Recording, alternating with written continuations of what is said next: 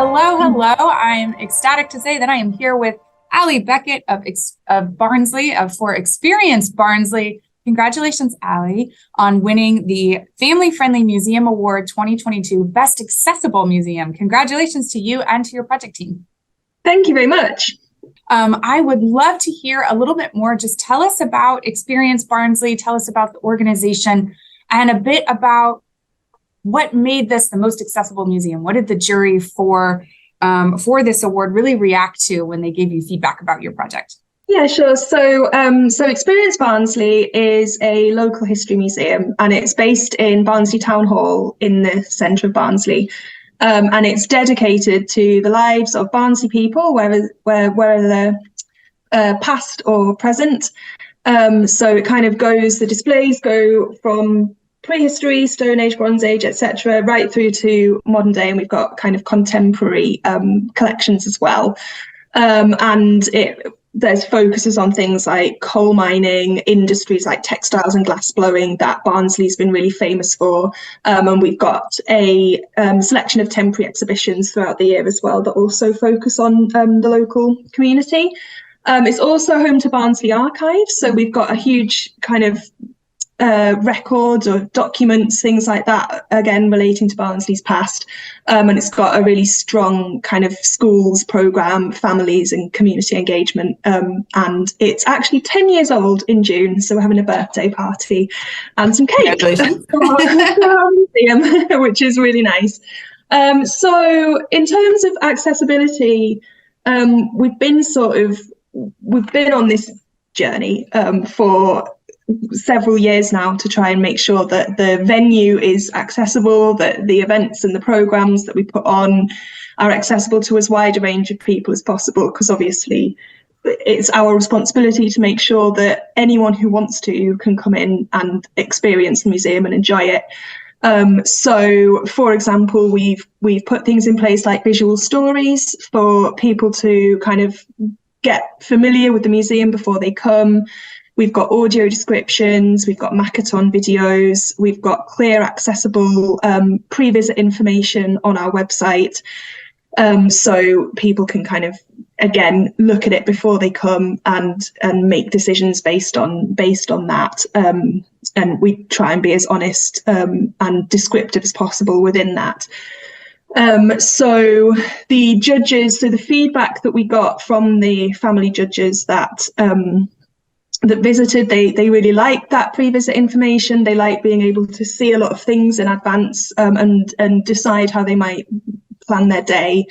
They also liked the sensory backpacks that we've got available. So we have sensory backpacks available from our museum gift shop, which are free of charge to rent as you go around the museum, and they include things like fidget toys, soft toys, torches, sensory things for children, young people, adults with additional needs to kind of help them experience the galleries in a more kind of comfortable and safe way for them.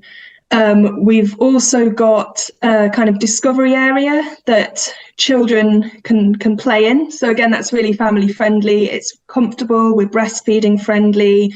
We've got nice, comfortable seating for people, but judges also really liked the fact that we have that nice, safe space. But on our galleries, we've also got kind of interactives for children to play with at the same time as the adults are also enjoying the displays. So it's not that we're saying this is where the children have fun and this is where the grown-ups have fun. This is where families together can engage in ways that they're happy and comfortable doing. And that was something that was picked up on by the judges. But the main thing I think that they liked was our warm visitor welcome. So all of our staff are trained in access and disability awareness. Everybody is totally on board and really proactive about making changes and making improvements and responding to feedback. So I think that kind of friendly, safe space that's generated by that is really appreciated by families of all different types. Yeah, that's amazing. Congratulations. And so multi-layered in all of the offerings. Could you speak a little bit more about in this multi-year journey that you talked about in getting to this point of being wonderfully accessible for a variety of audiences. What were some of the positives? What were some of the challenges in terms of the journey to get to where you are today? Yeah, so it's a challenge always to kind of change the way you work. So it was about that, about sort of saying we need to bring accessibility more to the forefront of our thinking when we're planning new things, and also looking at our existing program. That's always a bit of a challenge, but I think again our team kind of really embraced that with open arms. And I think having that training from the start and having those discussions and involving everybody across all different teams was really vital in doing that, because it meant that people understood, we had that communication there. And we've got accessibility on the agenda of team meetings. We've got a specific access and EDI, so equity, diversity and inclusion focus group. At the moment, that's just internal, but we're looking to kind of in the future to do more consultation with local groups. But it just keeps access and inclusion right on everybody's radar. So I think that it was a challenge at first, but we found ways to kind of get around that. Another challenge is that so Barnsley Museums is actually 5 different sites. So we have Experience Barnsley, but we've got 4 other museums across the borough of Barnsley. So capacity within our team to work across those 5 sites and to kind of keep the communication going and keep that consistent offer is also a challenge, but it's also one that we kind of rise to as well. And positives, really, I've kind of mentioned it before, but just the way that the whole team are involved with accessibility and with kind of, everybody makes suggestions, people feedback on things that visitors have maybe said, and can we do this a bit differently? And I think being shortlisted for the award was a great advocacy tool, even before we'd won it. Just having that shortlisting and kind of being up there with other museums across the country who are all amazing, and having the judges' feedback. So the judges gave us loads of positive feedback, but there were also things where they said, this wasn't, we didn't notice this, or maybe there could be this. And that was just incredibly useful as well, because constructive feedback is just as important and useful as positive feedback too. Absolutely. That's a really great point to have that feedback and the outside view come in and really help shine a light on what you're doing well and where you'd like to improve.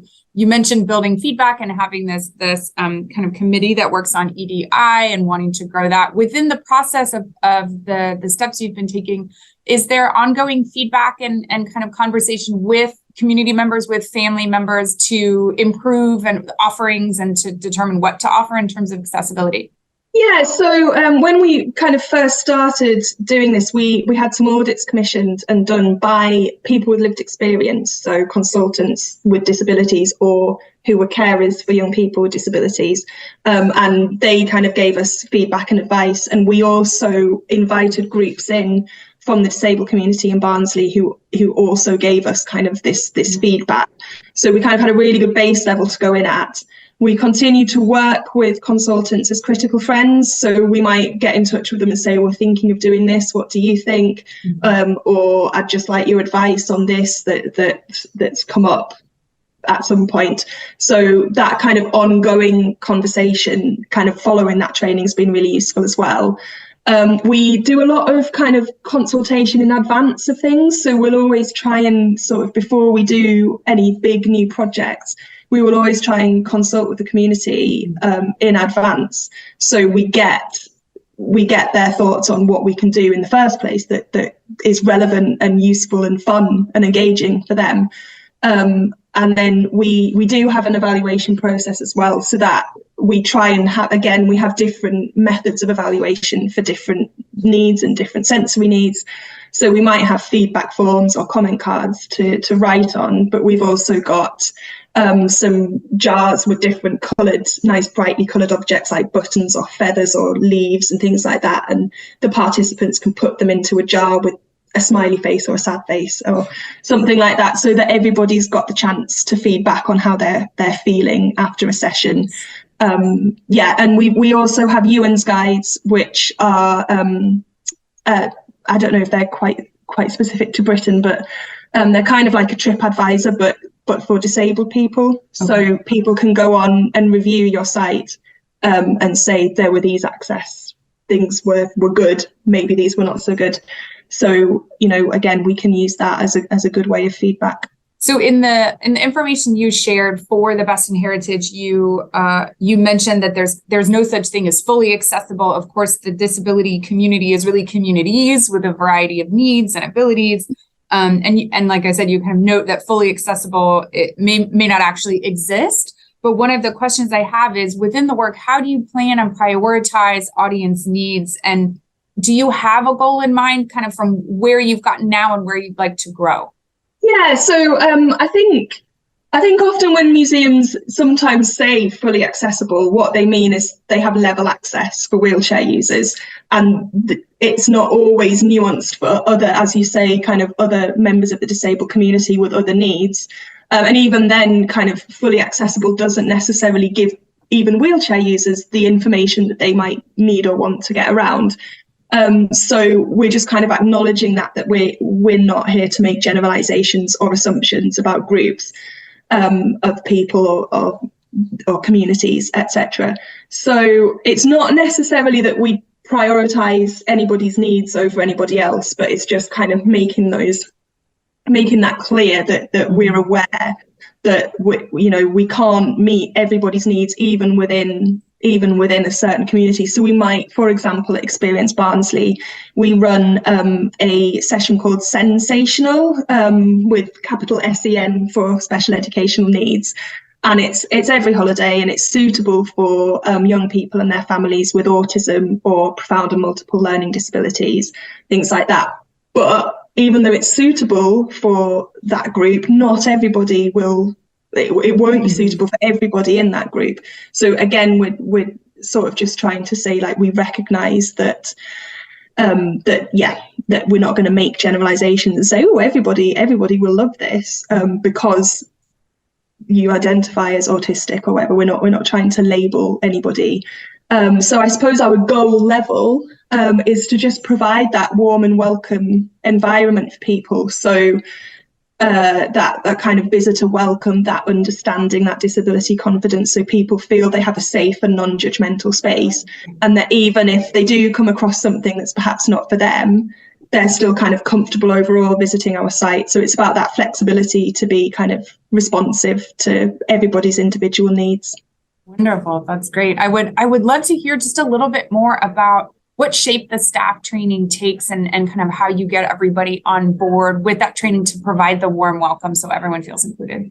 Yeah, so we've trained all of our staff, so whether that's front of house, management, learning team, collections team, etc., have all done a disability awareness training course led by, again, so the consultants that we've worked with when doing the audits, it's led by them. So we've got a really close working relationship with them and draw on their lived experience.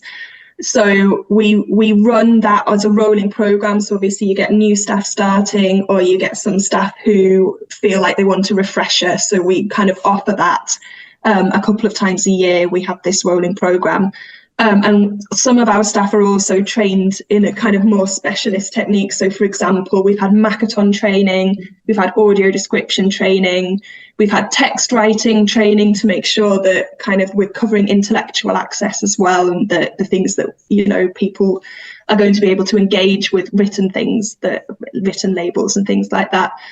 So it's kind of, so the whole team basically goes through that training, and then there's always time and space to kind of have a think about how things are at the minute and what they think might need changing. And also it gives them confidence to just be able to welcome anybody with any different needs and know what we have available for people that we can offer. That's great. I think working with front of house teams a lot, I do think the confidence is a huge part of it, just having some tools. I think everybody wants to be welcoming to our visitors that walk through the door and don't always have the tools on hand to pull from to be able to make sure that they can provide the welcome that somebody needs. So that's fantastic. Yeah, that's great. I love that. I just have one more question, which is, if you were to give advice to another organization that wants to move in this direction, that wants to be more accessible for their audiences, what advice would you give? So I would say don't feel like you have to do everything at once. So I've mentioned this has taken us, it's coming up to 5 years now. We are doing what we can kind of within capacity and within doing this consultation and not just rushing into things. So don't feel like you have to suddenly overnight wake up and become more accessible. It's a process, and it's one that you can go on with local disabled people who can kind of support that.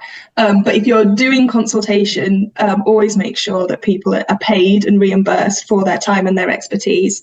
And I think one of the first things that you can do is to get that pre-visit information on your website kind of really strong, because that's something that you could walk around your museum, your organisation, and take photos, take measurements, count the number of steps that you've got, things like that, and just pop them all on your website. It's simple, it's pretty much free to do. I know not everybody's kind of got access, it's might not be quite as easy for some people as others in terms of updating your website, but if you can kind of push past those challenges, just having that information there is really important. So I think that kind of being kind to yourself and not pushing yourself to do too much, but making those small changes and doing things that aren't dependent on budget or funding first, and then looking to see what else can be done, I think is really important. That's great. That's great advice. Thank you. Well, thank you so much for spending time with us today. It was great to hear about Experience Barnsley. Congratulations again to you and your entire team for this great work, and the accolades. And you said a 5-year journey that I'm sure in many ways is still almost beginning, right? Always keep working. Always more to do. That's right. Always more to do. But congratulations to you and the team. Thank you so much for spending time with us today. Thank you very much.